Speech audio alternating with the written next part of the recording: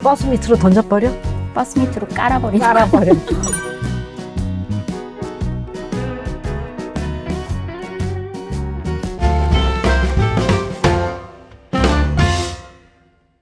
봉슈 최정화의 랑데부입니다. 문화소통 배움터 Culture and Communication 코너 속담으로 배우는 한국입니다. 지금 여러분 곁에 있는 사람은 여러분한테 어떤 존재일까요? 우리가 세상을 살아가다 보면 좋은 사람과 좋은 관계를 맺기도 하지만 어떤 경우는 정말 마음 아픈 관계가 돼버리기도 하잖아요. 이렇게 다양한 관계나 상황을 표현하는 우리 한국 속담도 참 많은 것 같아요.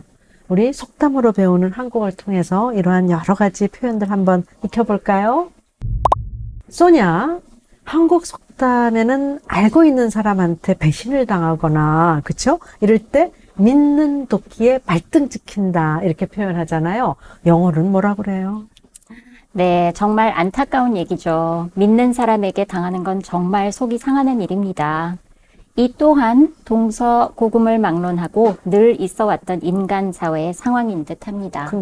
그래서 영어로도 당연히 표현이 있습니다. 바로 backstabbing입니다. 또는 I was stabbed in the back 이런 표현을 쓰는데요. 등 뒤에서 비수가 꽂혔다라는 뜻이 되겠습니다. 그러네요. 명사형도 있는데요. 비수를 꽂는 사람을 backstabber라고 합니다. 유사어로는 traitor, double crosser 이런 것들이 있습니다. 근데 최근에는 또 다른 표현이 자주 등장하는데요. 바로 throw under the bus 이런 표현입니다. 누군가에게 탓을 돌리기 위해서 희생양을 만들었을 때 사용하는데요.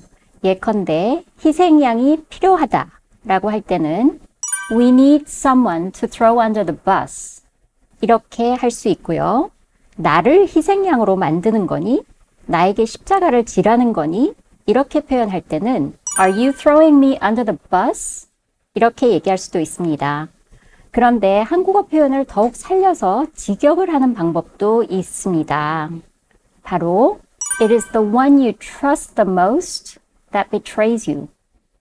가장 믿었던 사람이 배신하게 마련이라는 표현입니다. 그쵸. 가장 믿었던 사람이 배신을 하죠. 네. 아주 안타까운데요. 간혹 절친이 원수로 변하는 경우도 보게 되죠. 그래서 하는 말인 것 같은데요. 친구를 용서하기보다 적을 용서하기가 훨씬 쉽다라는 표현 들어보셨는지요? 영어로는 It is easier to forgive an enemy than to forgive a friend. 이렇게 표현합니다. 맞아요.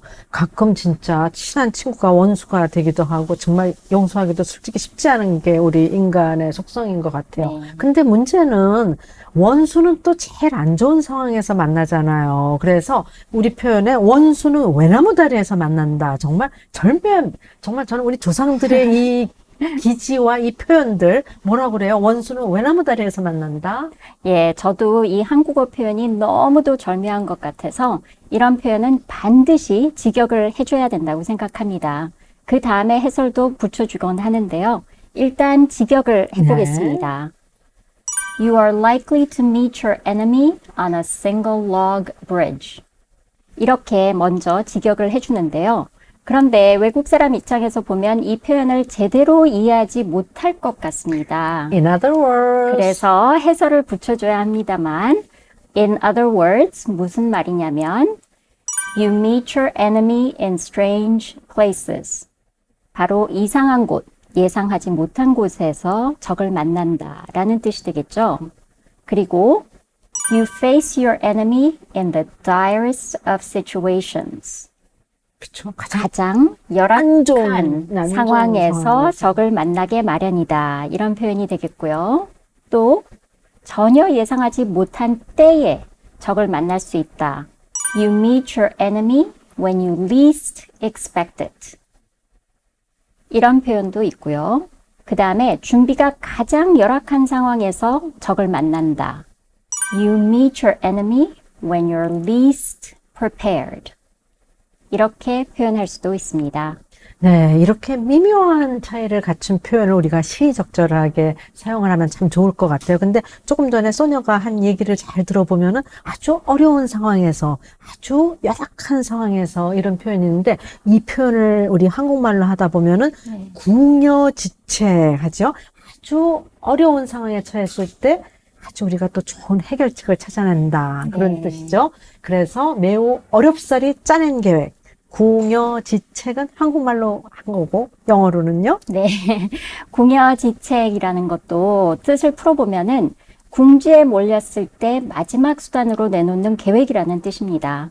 그래서 영어로는 as a last-ditch measure. 이렇게 표현하는 게 가장 적합할 것 같습니다. 좀 풀이를 해보면요. ditch라는 것은 주로 trench라는 표현과 동의어로 사용이 되는데요. 참호입니다. 그래서 마지막 참호에서 시도하는 최후의 수단이라는 표현으로 풀이될 수 있을 것 같습니다. 따라서 적군과 싸우는 군대가 마지막 참호에서 겨우 짜낸 대책이라고 보면 되겠죠? 그러네요. 네. 예, 그래서 as a last-ditch measure, we may have to somersault off the stage. 이런 표현을 써볼 수가 있겠는데요. 궁여지책으로 우리는 무대 위에서 텀블링을 하면서 퇴장해야 할지도 모른다. 이렇게 사용하시면 됩니다. 네. 오늘도 우리 정말 유용한 표현들 많이 배웠는데요. 오늘 여러 가지 배운 표현들 중에서 우선 믿는 도끼에 발등 찍힌다. 예, it is the one you trust the most that betrays you. 네. 원수는 외나무 다리에서 만난다. You are likely to face your enemy on a single log bridge. 그리고 그런 상황에서 겨우 짜낸 묘책, 궁여지책은요. 예, as a last-ditch measure. 네, 우리 오늘 또 아주 중요한 세 가지 표현 함께 배워봤습니다. 도움이 되셨죠? And to my English-speaking friends out there, I hope it was helpful. Till next time, bye-bye. 아비안토.